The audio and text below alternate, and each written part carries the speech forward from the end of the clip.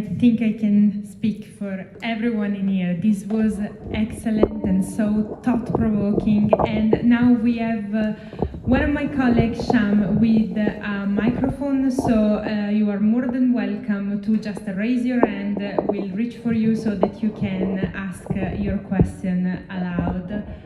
And okay, any questions? Deafening silence ensues.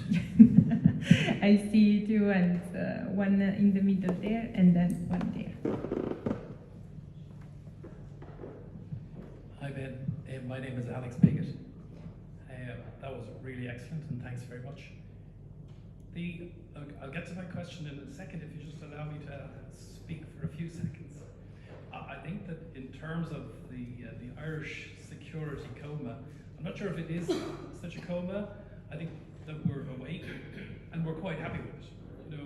You know, in terms of the status quo, we realise that we do have cables that do need to be protected, and we do have cybersecurity risks, and I think everybody agrees that we need to do something about that.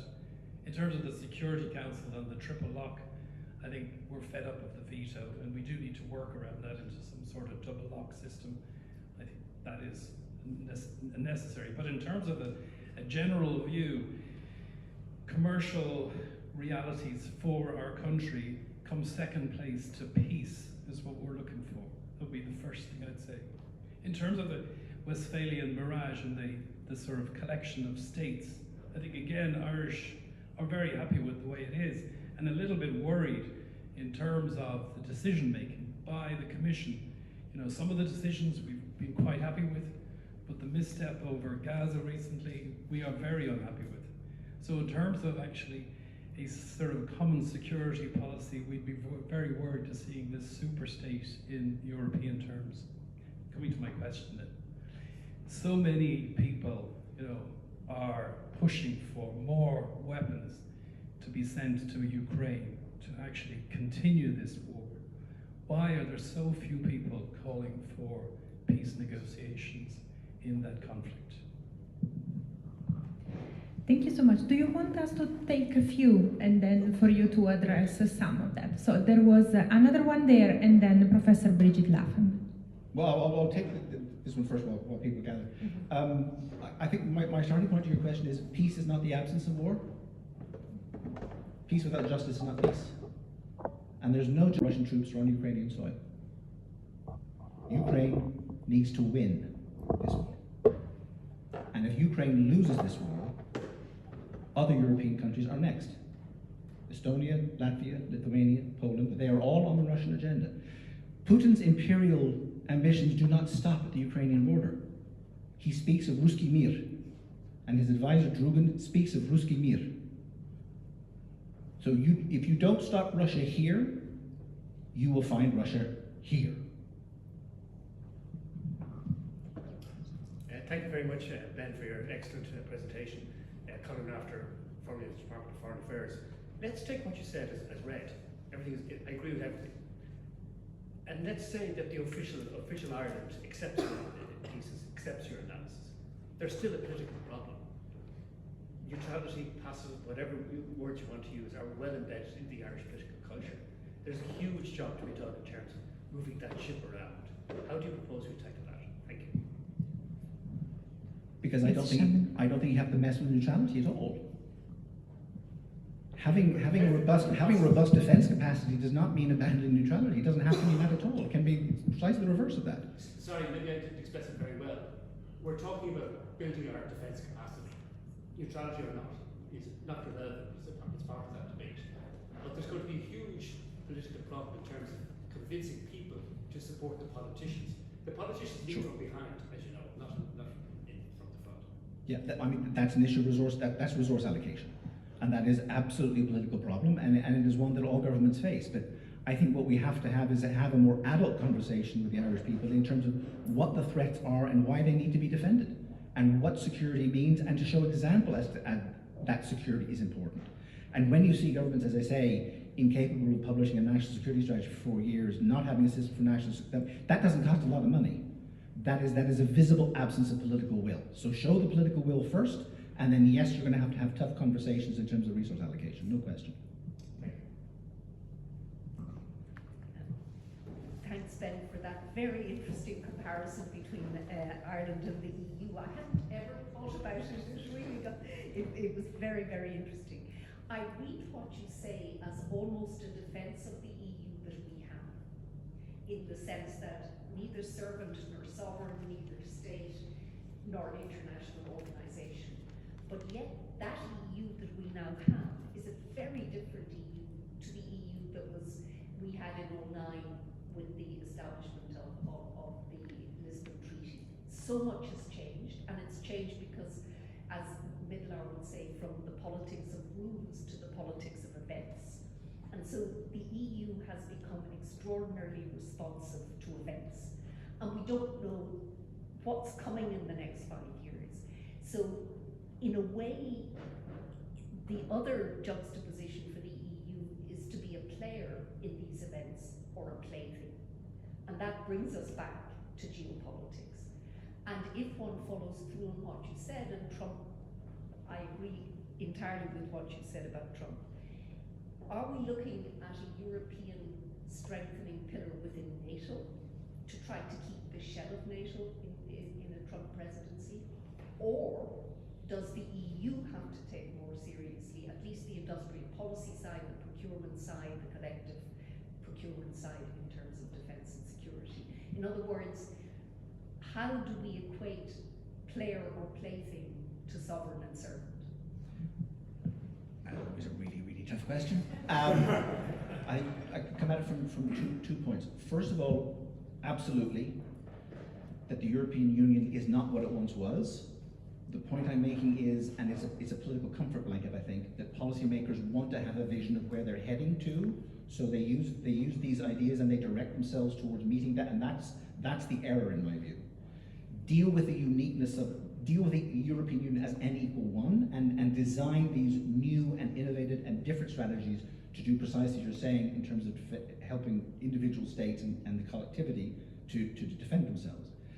In terms of the choice of NATO and EU, in my view, it's both and. You had, for example, we were having this conversation from the Elysee, where the French were saying, no, we want all this European money to go in European arms manufacturing. We don't want any money spent on US stuff outside the European Union.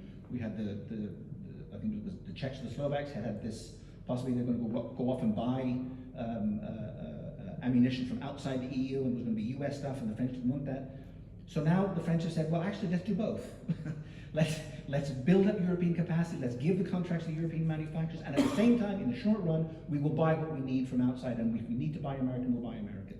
So I'm wary of the binary, it's either this or that. I think the European Union can do a hell of a lot more in terms of sustaining and developing Europe's defence capacity, a defence capacity which I think is probably best then directed through NATO, with its historical track record, with its institutional knowledge, not trying to reinvent that, to use Madeleine Albright's word, not to duplicate what NATO can already do, even if you take the US out of NATO. The other little wrinkle you throw in there is the European political community. Now, I don't have a lot of time for the European political community, but it does have one unique little attribute, that it brings the UK to that security defence table in a European context. And those conversations, Paris, London, Berlin, Paris, London, Berlin, Warsaw, those conversations desperately need to be had, and whether that's in a NATO context or EPC context, I'm agnostic. Thank you so much. So you have the microphone there. Thank you for your talk, much appreciated. A number of NATO countries don't fulfill their funding requirements. Canada only funds 1.3% of GDP. Canada, like Ireland, talks a big game on human rights, but kind of is the guy who gets up and goes to the bathroom and the bill is there. So how likely is it that countries like Ireland or Canada even, how likely is it that they meaningfully increase military spending over the next few years? Thank you. I think Canada is probably under less pressure because the threat is perhaps seen as being less germane, but I think you've seen huge strides in the European context in terms of meeting the 2% threshold. And as I said earlier, I think Ireland is under greater pressure, much greater pressure, because of the exposure and vulnerability that it is providing with its European neighbours in terms of things that it is not doing and that it needs to do. So I think the greater pressure is on Ireland. I think there will be continuing pressure on Canada to live up to that. And I think Canada is not without knowledge and understanding of what kind of threat Russia plays. Thank you. Dr. Ekberg. Thank you very much, and thank you, Ben, for sketching out a very alarming, but I think also very realistic picture of the landscape for both Ireland and the European Union. I just had a specific question about the EU's maritime strategy, and there's been a lot done in the Mediterranean, including with things with subsea cables as well. Obviously, the Mediterranean, there's reasons why the Mediterranean is such urgency for the European Union. When it comes to the Atlantic, we see kind of perhaps less ambition, and perhaps is there a way there for Ireland to talk about some of its challenges within the maritime space through the EU lens, and also the fact we're in a pretty grim club now in terms of European neutrals. We tried to have that meeting with Cyprus, Austria. Frankly, these countries' neutrality doesn't impress. I think they came across pretty clearly in Munich, as well as our missteps, to be frank, as you outlined. So, is there a way to get conversation with the Nordics back in terms of speaking about the North Atlantic, and within that sphere, because the UK obviously has very strong through NATO, but also in terms of Nordic Council and Nordic cooperation, there's a lot of dialogue on defence between the Nordics and the UK. And I wonder, is it time for Ireland to also think about getting into that space, talking about North Atlantic security via the EU, or indeed through these conversations with directly with the Nordics? And I know that diplomats here have done a lot of work in talking to the Nordics through that forum. Thank you. I think the last couple of years we've seen a lot of Nordic naval types come through Dublin. So I do wonder whether a lot more is happening under the surface than I might be able to give credit for. The one element, obviously, that you didn't mention that we put on the table, of course, is the bilateral Ireland-UK defence dimension in terms of maritime and Atlantic, and I think that also has to be on the table. I would have liked to have thought that Ireland's sort of diplomatic re-engineering post-Brexit and our focus on the Hansa League and the Baltics and the Nordics, that might bring some benefit or fruit in the security and defence space. I haven't seen any yet. I haven't heard sign of it, as I say, apart from isolated visits of various naval types. But if I put my Irish Defence and Security Association hat on, it is extraordinary what's out there in terms of new materials, new technologies, things people are thinking about in terms of maritime surveillance, maritime intervention. There is capacity, there is interest, there are the scientists, there are the researchers. What we don't have, however, is access to the European funding for that. Because Irish researchers can't get national security clearance. The funds that the European Union is coming up with in terms of defence, Ireland is subscribing to, but not getting a return on, because none of the Irish state agencies want to mobilise Irish SMEs in support of that. We have one Irish university that was cut out of a multi-million consortium because they couldn't get security clearance. There's another colleague at another Irish university working in very high-tech materials who cannot serve on an EU expert committee because why? Because he can't get national security clearance. And the response from the Department of Defence has been, oh, we'll put something together, which they never do, and that a national security strategy system is in development, which it has been, and is now languishing on in a desk somewhere in Pieces. So again, we come back to the earlier point, unless the Irish state itself wakes up, takes account, and mobilizes itself, why should anybody take security and defense seriously in the state? Thank you. Professor John O'Brien. Thanks very much, Giada, and thank you, Ben, for a typically thought-provoking and bravura lecture. I always wonder about the word bravura. It's good, don't worry. I was animated, obviously. In Italian is a very good one. Yes. I want you, if you could, to put your Mystic Meg hat on once more, to bring you back to Bridget's point about what happens potentially a year from now if the United States is out of NATO and there is a Russian attack on the Baltic states. My argument, and I think I kind of disagree with you on this, is that events may lead us to the development, to the sort of quickening of history and the development of a European, purely European security force, because it's necessary to defend the states in our eastern borders. And in a way, I thought you were presenting Europe in la longue durée, at least European integration, and you referenced David Mitrani's fear that this would become a hard power kind of entity and just another great power at some point if it went down that road. But surely, inevitably, when we have the kind of threat landscape that we have before us now, a European army is an inevitability. To my mind, you can't have a European army without a European sovereign. There is no European sovereign, no European sovereign on the horizon, and I don't think political events would snap one into existence. My other point would be with respect to NATO. Remember, I mean, NATO won't dissolve with Trump. It doesn't need to dissolve. Trump just needs to say enough that nobody believes the US will do anything. That's all Putin needs, is that assurance that Trump will simply sit on his hands. Article 5 is not justiciable, it's not enforceable. The US doesn't have to abrogate the treaty, doesn't have to leave the alliance, it simply needs to do nothing. And Trump can give multiple indications that he will do nothing.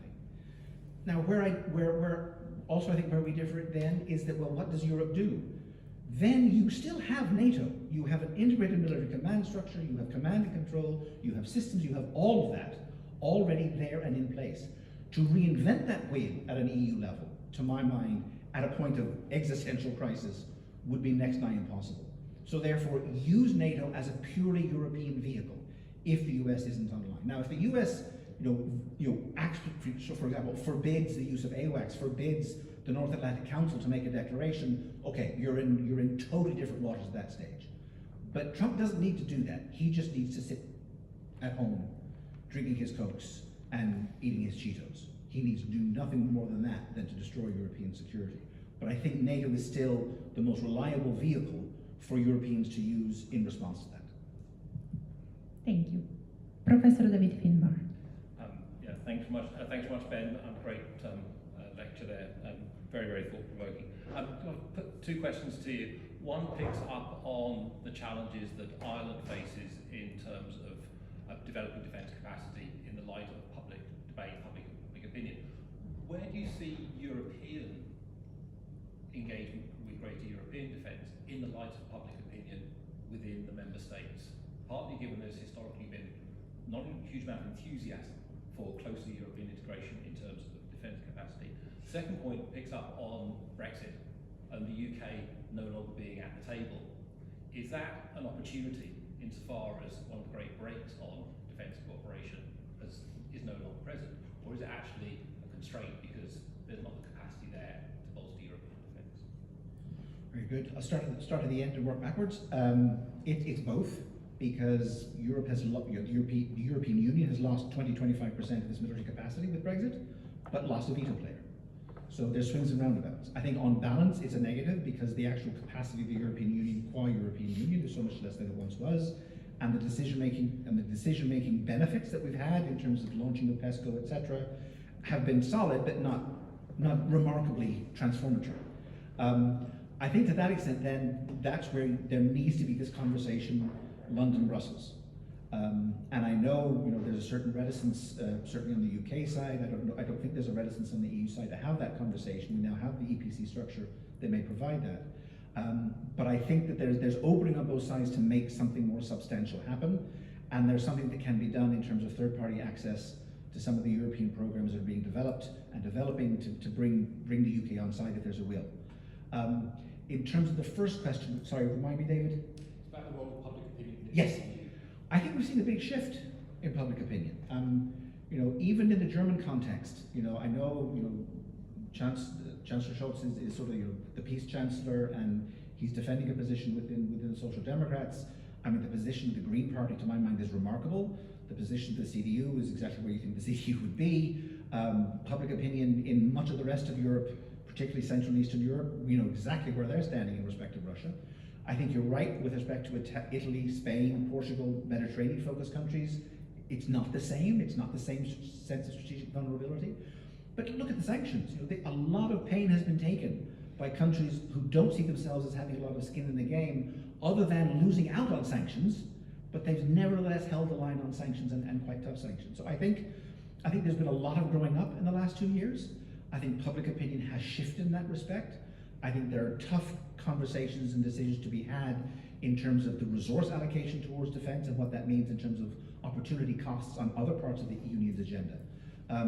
But I don't see public opinion as a major stumbling point. My caveat to that, of course, is in the realm of disinformation and misinformation. parties, and we have governing parties, and we have interest groups, and we have lunatics with podcasts, spreading a lot of genuine garbage into the political system. And that noise and that garbage has an effect.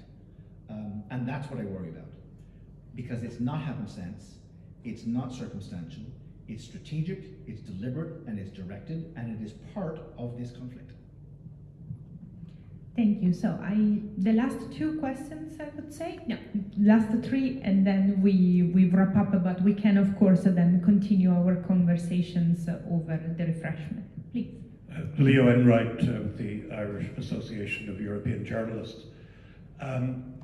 I was just wondering, Colin Rafter asked about the policy challenges for Ireland in terms of defence.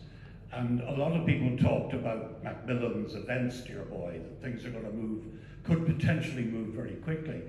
I was wondering, to get out of theoretical talk, is there anything concrete that you think, outside of changing HR, is there anything that Ireland could do with its defence strategy that would make a large statement to its partners in Europe? I mean, what would be your prescription for a big statement rather than, some sort of bland? Commit itself to the level of ambition 3. The Commission on the Defence Forces had the 3 levels of ambition. The government has said level ambition 2+. The government turned around and said, the situation is bad. Our medium-term objective, not long-term, our medium-term objective is level of ambition 3. That would people would sit up. Thank you. So here, and then Dr. Murphy. Thank you for your talk. It seems to me the story of European defence for the last 20 years has sort of been one of complacency. Ukraine has been invaded, and I think it was only a few weeks ago that Macron talked about the possibility of European troops going into Ukraine.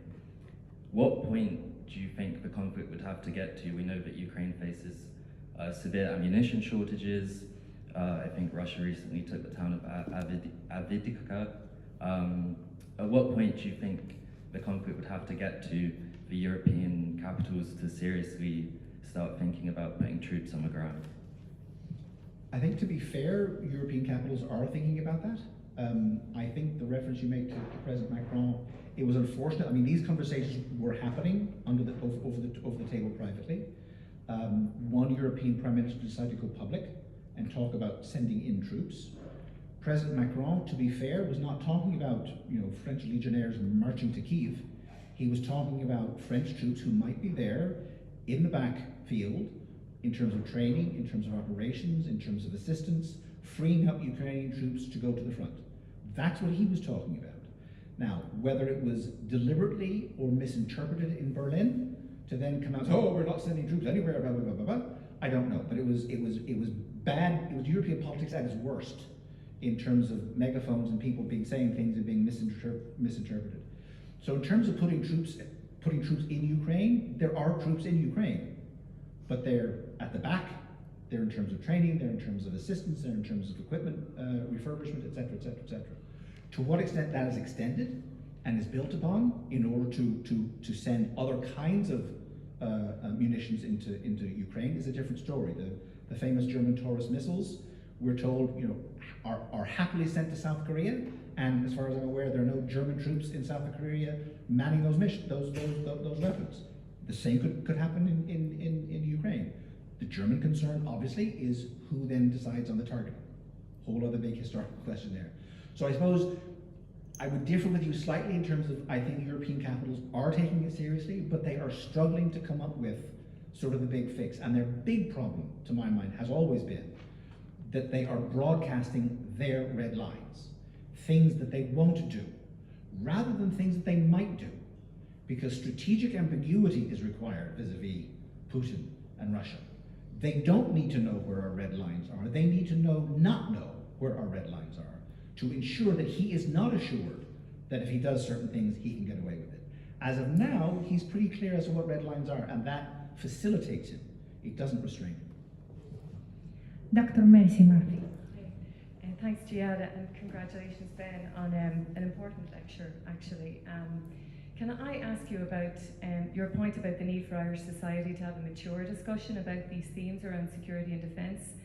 Yet in that context, you're critical of the International Commission, which the Taoiseach convened last year.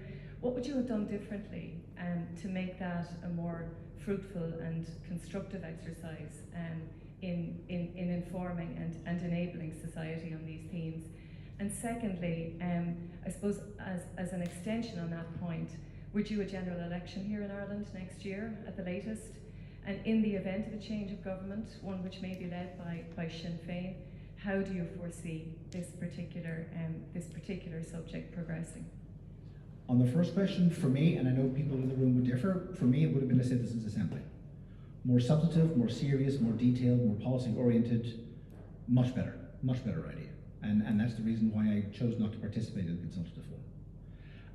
On the second question, in terms of Sinn Féin in government, same issues, same challenges, same requirements. Nothing has to happen to neutrality in order to build up national defence. And I would have thought for a nationalist party, with the state at its heart, aspiring to the unification of the state at its heart, I think having a credible, serious and solid national defence should be right down Sinn Féin's alley. Thank you so much. Well, we can definitely continue on this over the refreshments. And before we finish, I would like to call Federica Fazio, one of our newest members of IACES, for some concluding remarks. Just ensuring everyone, Italians are not conquering IACES.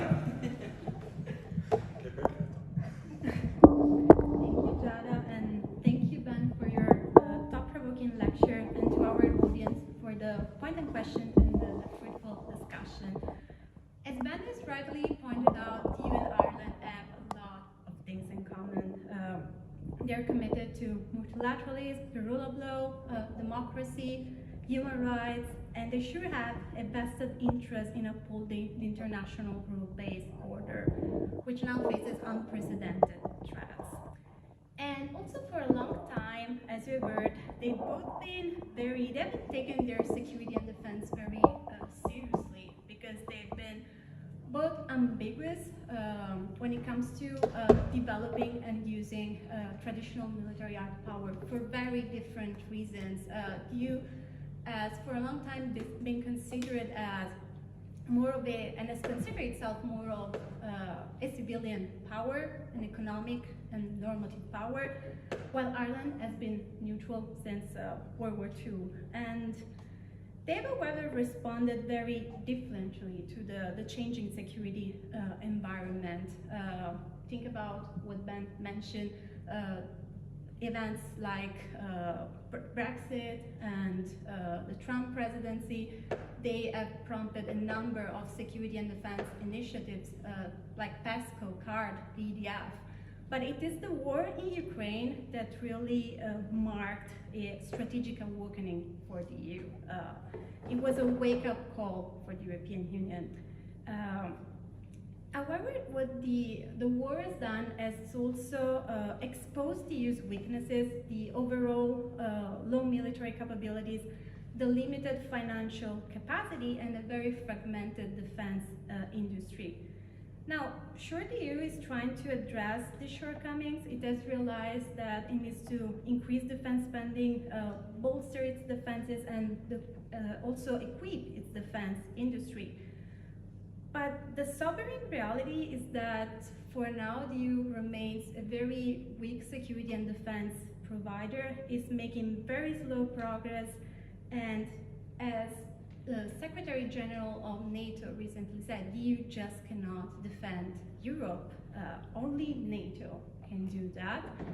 And this is because of the Article 5 mutual defense clause. In 1949, the United States signed the North Atlantic Treaty and made a pledge to remain invested in the security of Europe and to counter the defense of European allies. This is the very reason why Sweden and Finland have decided to abandon their long traditional neutrality and suddenly join NATO. They felt threatened, and they felt that the EU couldn't protect them. Only NATO could. But as pointed out, the US commitment to the Article 5 guarantee is not a given, especially, and it won't be after the 2024 election. We've all heard the very disturbing comments that Donald Trump made about NATO allies that are not meeting the 2% GDP defense spending target.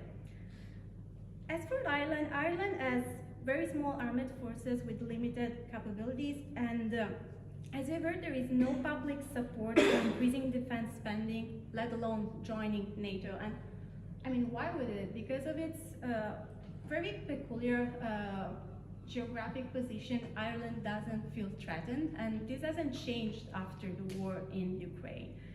And even in the very remote hypothesis that Ireland ever gets attacked, it would probably rely on the UK, on the US for its defense.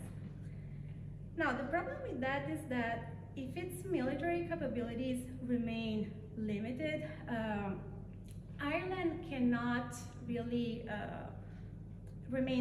is very vulnerable also for what about maritime and cyber vulnerabilities, and this makes us all more vulnerable. So I'm not here to tell you to, I don't know, increase your defense spending or joining NATO. My own country, Italy, is in NATO, and I think we are one of the few countries where defense spending has been going down instead of up. So being in NATO is not a guarantee of that. But I think Ireland has a responsibility to provide security around its own shores and also to have the necessary cybersecurity structures in place if it doesn't want to be the weak link of Europe. And I think these are areas where it needs to work more closely with the EU, for example, through PESCO, and at the same time also with NATO, because don't forget, Ireland might not be a member of NATO, but it's a member of the Partnership for Peace program. And I'd like to conclude with a quote from Admiral Rob Bauer, the chair of the NATO Military Committee. During his recent trip to Ireland, he said, "You can't have neutrality if there is no rule-based international order that respects and guarantees this neutrality. We don't have to hope for the best, we all need to prepare for the unexpected." And speaking of the unexpected, I would just like to point out that IACES and UACES are collaborating on a joint seminar series on UK, Ireland, and the EU in a time of crisis. And we have our next event on the 27th of March at 2 p.m. It's online, and it will be about the 2024 EU elections, their potential implication also in light of the upcoming US election. Now, before we all head to the other room for the refreshment, would you please just join me in another round of applause for Professor Wong?